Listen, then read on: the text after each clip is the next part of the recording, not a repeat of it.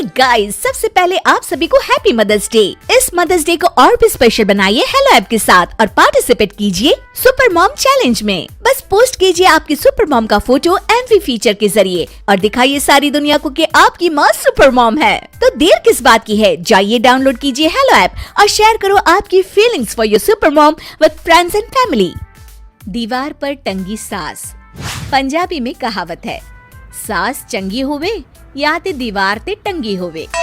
संगीता की शादी भी एक ऐसे ही घर में होती है जहां उसकी सास दीवार पर टंगी होती है।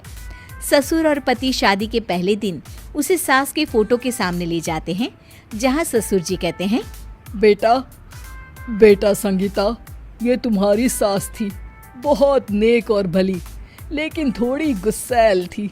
गुस्सा आने पर सब तहस नहस कर देती थी, पर अब ये इस दुनिया में नहीं है। हाँ संगीता, माँ होती तो तुम इनकी कोई बात टाल नहीं सकती थी, वरना तो माँ घर में भूचाल ले आती। संगीता मन में खुश होती है कि अच्छा है कि ऐसी औरत अब इस घर में नहीं है, लेकिन दिखावे के लिए वो जैसे ही सास की फोटो के सामने हाथ जोड़कर खड़ी होती है, ये क्या?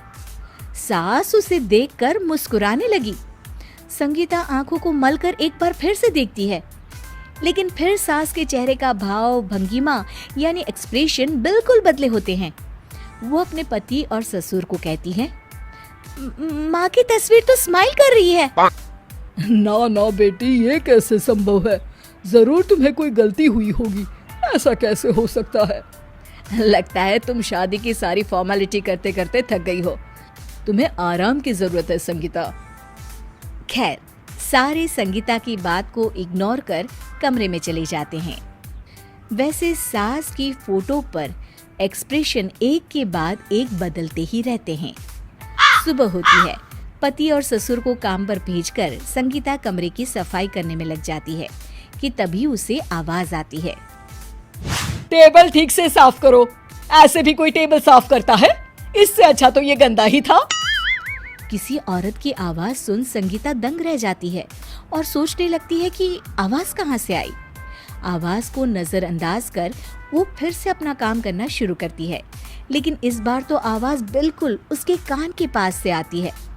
मेरा घर है ये, जब तक मैं थी चमका कर रखती थी, हर एक चीज शीशे की तरह थी। तुम्हें तो ना सफाई आती है ना कुछ पता है। क्यों तुम्हें मेरे घर की जिम्मेदारी दे दी गई है? पता नहीं तुम में मेरे बेटे को क्या दिखाई दिया। मैं होती तो एक से बढ़कर एक लड़कियों की लाइन लगा देती। अब संगीता को समझने में देर नहीं लगी कि ये आवाज किसी और की नहीं बल्कि उसकी सास की है, जो दीवार पर टंगी है। वो उसके पास जाती है और कहती है, नमस्ते सासू माँ, मुझे तो कल ही लग रहा था कि दीवार में कुछ काला है। वो दीवार नहीं, दाल होती है पगली। सही पकड़े हैं सासू माँ।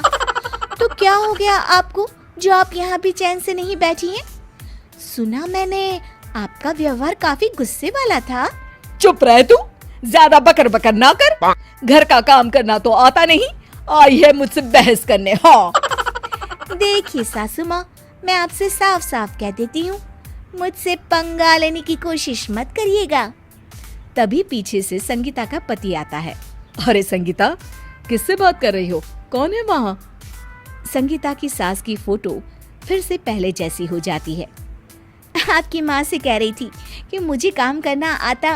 अरे संगीता, माना सास के ताने हर बहू को अच्छे लगते हैं, लेकिन यहाँ तो माँ है ही नहीं, तुम तो फोटो से ही। तुम भी लाजवाब हो संगीता। किसी को विश्वास नहीं होता कि संगीता अपनी मरी हुई सास की फोटो से बात करती है।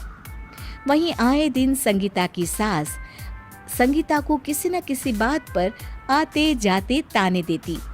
संगीता को भी अब सास के तानों और उनसे बात करने की आदत हो गई। वो कभी खानदान की कहानी तो कभी तीज त्योहार कैसे मनाए या किसी व्यंजन की रेसिपी सास से ही पूछती। सारा दिन घर में अकेली संगीता की सास अब उसके लिए तानों के साथ पक्की साथी की तरह भी रहने लगी थी, जो किसी और को नहीं बल्कि संगीता को ही सुनाई देती। तो देखा आपने, सास बहू का रिश्ता हर रिश्ते से ऊपर होता है, फिर चाहे वो खट्टा हो या मीठा।